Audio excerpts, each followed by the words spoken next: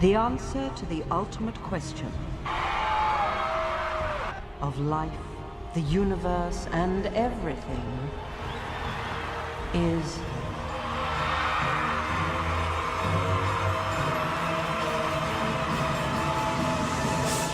42.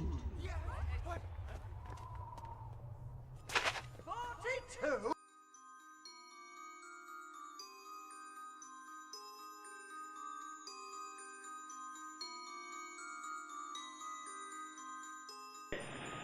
Diana? Diana. My name is Dr. Maxim, okay? I'm your new therapist. Do you know why you're here, Diana? You're not real. Diana, you're here because your family is afraid that you're going to hurt yourself. Do you feel like hurting yourself? It doesn't matter. Nothing is real. I wouldn't be hurting myself if nothing is real. Diana, what is real to you? I don't know. I don't know. Well, what about the earth, Diana, the world? Is that real? Just all in my head. What about God? There is no God. There's no heaven, no hell, nothing is eternal. So then, what do you feel like your purpose is in life, Diana? There's no purpose. That's why I should just die. Why do you want to die, Diana? To escape the sadism of life.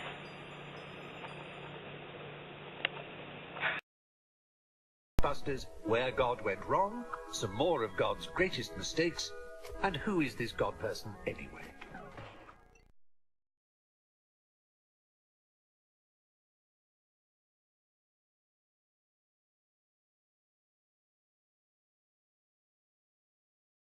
It's a subject of randomness versus determinism in the universe. Who's jumping in? Jessica. Determinism says that occurrences in nature are causally decided by preceding events or natural laws, that everything leading up to this point has happened for a reason. That's right. That's what determinism says.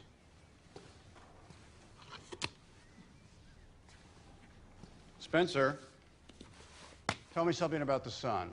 It's hot. Elaborate.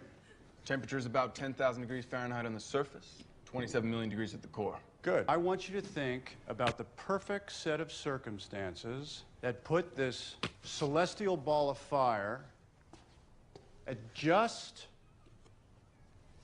the correct distance from our little blue planet for life to evolve, making it possible for you to be sitting here in this riveting lecture. But that's a nice thought, right? Everything has a purpose, an order to it, is determined. But then there's the other side of the argument. The theory of randomness, which says it's all simply coincidence. The very fact we exist is nothing but the result of a complex, yet inevitable string of chemical accidents and biological mutations. There is no grand meaning. There's no purpose. Since humans have been created with an intrinsic nature to know, they do not possess knowledge through means of revelation, whether general or specific. Matter cannot know anything. If this were so, it would necessitate the idea that humans possess actual autonomous consciousness. How does matter know anything? It does not. It merely functions. Therefore, philosophical certainty escapes us as humans. What is known is merely subjective and without grounds of maintaining objectivity. Thus, rational thought escapes humans as well. And is it possible to actually know anything at all, since we are simply complex biological machines?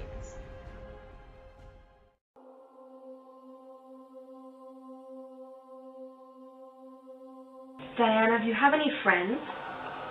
Yeah, Jessie. Is Jessie real, or is she here with us right now? She's your definition of real.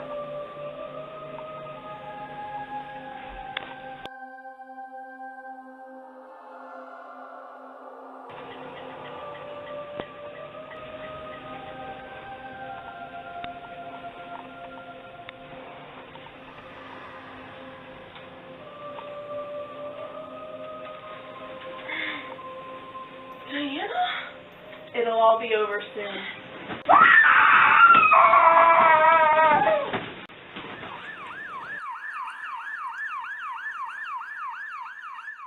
Do you think that what you did was wrong? There is no right and wrong. So you don't think that suffocating your best friend was wrong? You can never really know what is right and wrong. So you think it was right? I did what I thought was right. Error theory. 1. There are no moral features in this world. Nothing is right or wrong. 2. Therefore, no moral judgments are true. 3. Our sincere moral judgments try, but always fail, to describe the moral features of things. See, their morals, their code, it's a bad joke. Dropped at the first sign of trouble. They're only as good as the world allows them to be. I'll show you. When the chips are down, these civilized people, they'll eat each other. See, I'm not a monster. I'm just ahead of the curve.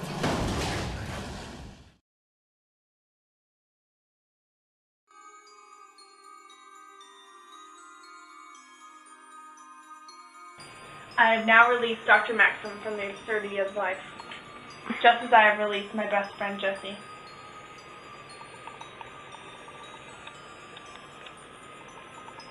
I'm sorry this is all I can do for the world, but I now must release myself.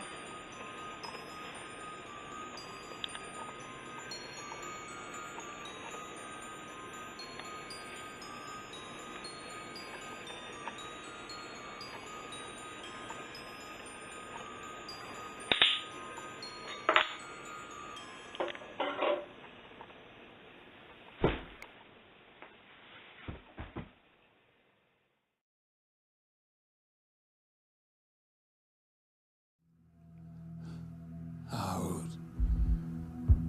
Brief candle. Life's but a walking shadow. A poor player that struts and frets his hour upon the stage. And then is heard no more. It is a tale told by an idiot, full of sound and fury, signifying nothing.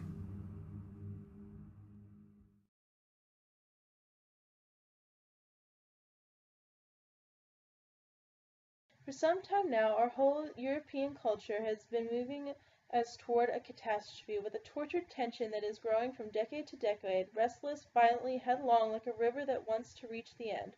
Will to power, Nietzsche. On the planet Earth, man had always assumed that he was the most intelligent species occupying the planet, instead of the third most intelligent. The second most intelligent creatures were, of course, dolphins, who, curiously enough, had long known of the impending destruction of the planet Earth. The last ever dolphin message was misinterpreted as a surprisingly sophisticated attempt to do a double backward somersault through a hoop while whistling the Star-Spangled Banner. But in fact, the message was this: so long, and thanks for all the fish.